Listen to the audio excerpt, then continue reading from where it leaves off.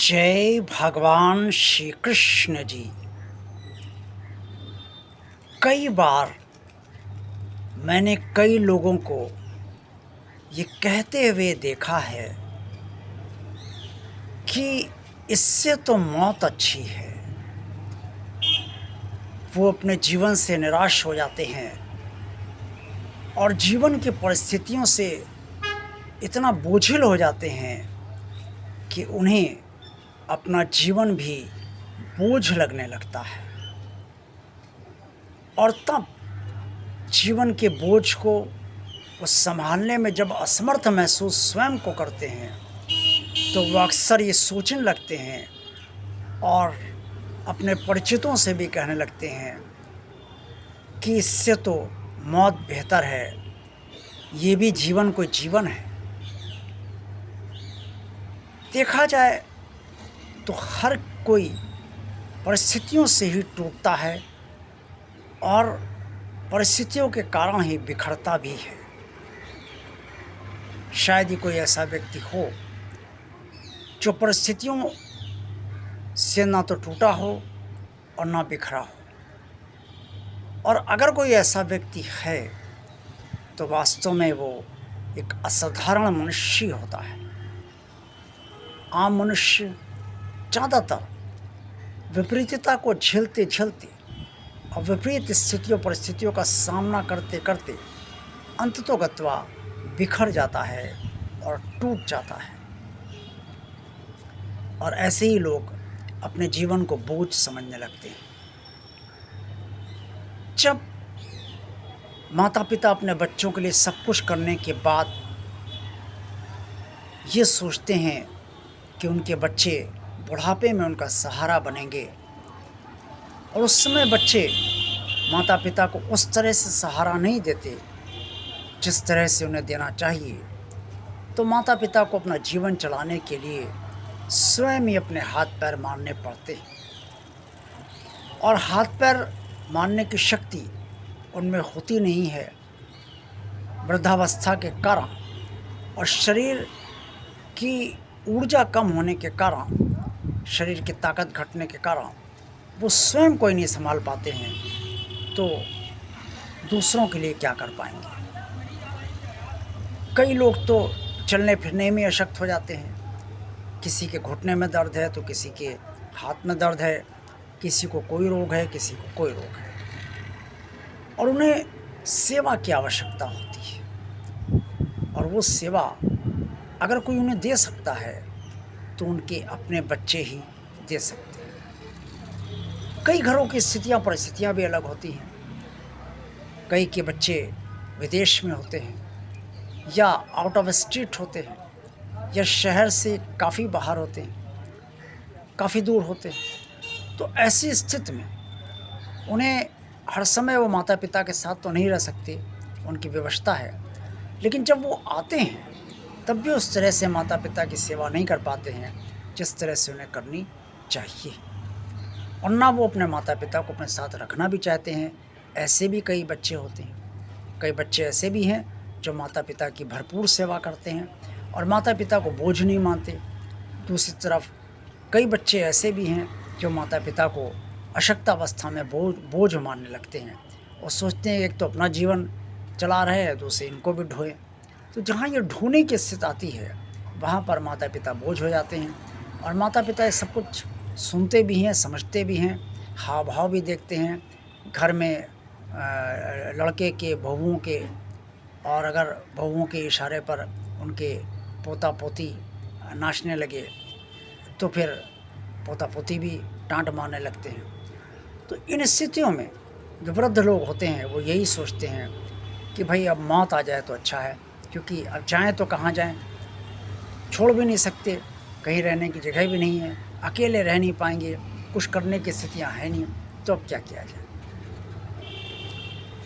एक प्रश्न यहाँ पर बहुत ज़बरदस्त तौर पर उभरता है जिसे ऐसे सभी लोगों को सोचना चाहिए जो जीवन से अच्छी मौत को मानते हैं। ये तो सभी जानते हैं कि मौत तो आनी ही है, और लेकिन जिस स्थान पर जिस जिस समय जिस दिन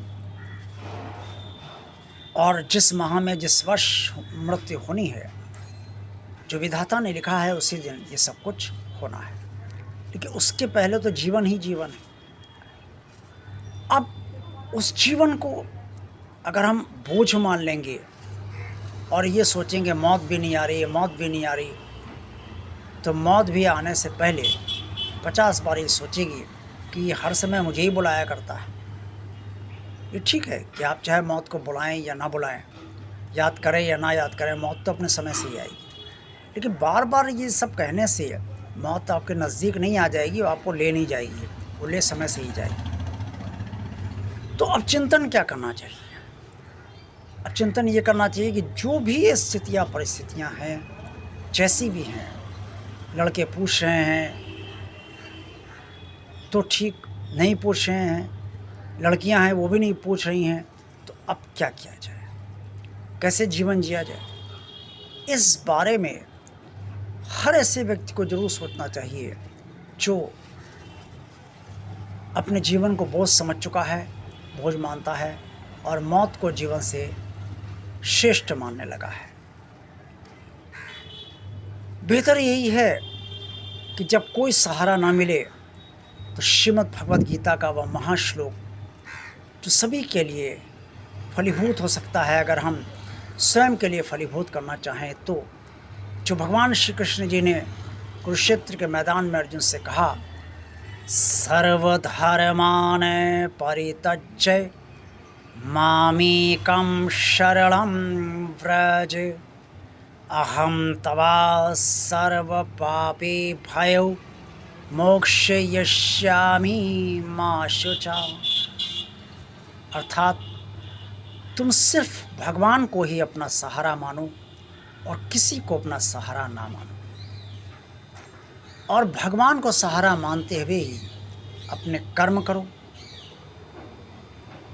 तो इस तरह से भगवान का सहारा तुम्हें मिल जाएगा और भगवान तुम्हारे साथ रहेगा। अब भगवान से बढ़कर तो कोई सहारा है ही नहीं।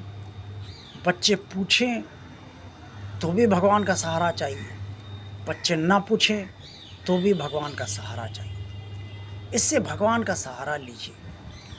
और जब आप ये सोचने लगते हैं कि भगवान हमारे साथ है और सर्वधर्मान परित्यज्य मामेकं शरणं व्रज को ये मानते हुए आप उसका स्मरण करते हैं कि ये तो परमात्मा कृष्ण जी ने कहा है और जो भगवान ने स्वयं कहा है वो गलत नहीं हो सकता, तो विश्वास मानिए कि व्यवहारिक जीवन में भी आपके साथ ये महाश्लोक फलीभूत होने लगता है। इसलिए भगवान में ध्यान लगाइए, भगवान का स्मरण कीजिए, भगवान का भजन कीजिए, भगवान का कीर्तन कीजिए, भगवान का सत्संग कीजिए और ज़्यादा से ज़्यादा समय कोशिश कीजिए भगवान में ही आप लीन रहिए। फिर देखिए कि आपका मन, आपका मस्तिष्क, आपके विचार धीरे धीरे उनमें कितना परिवर्तन होने लगता है। एक नई ऊर्जा आपको प्राप्त होती है, नई दिशा आपको प्राप्त होती है और फिर आपको ये भी हो जाता है कि भाई मृत्यु के बाद आपका भगवान के पास जाना निश्चित है, क्योंकि आप भगवान से जुड़ चुके हैं और भगवान आपसे जुड़ चुका है। इससे कभी ये मत सोचिए कि जीवन बोझ बन चुका है और ऐसे बोझ भरे जीवन से मृत्यु ही अच्छी है, और ये कहना आज से बंद कर दीजिए कि इससे तो मौत ही अच्छी है। आज का वीडियो आपको अच्छा लगा है तो इसे लाइक अवश्य कीजिएगा। जिन प्रिय श्रद्धालु भक्तों ने अभी तक भगवान और आप चैनल को सब्सक्राइब नहीं किया है वो इसे भगवान का कार्य मानकर सब्सक्राइब अवश्य कर दें। इस चैनल को शेयर ज़्यादा से ज़्यादा कीजिए भगवान का कार्य मानकर। भगवान और चैनल के प्लेलिस्ट भी आप सब अवश्य देखिए और आज के वीडियो के बारे में, इस चैनल के बारे में जो भी कमेंट्स करना वो अवश्य कीजिए। आप सबका कल्याण हो। जय भगवान श्री कृष्ण जी।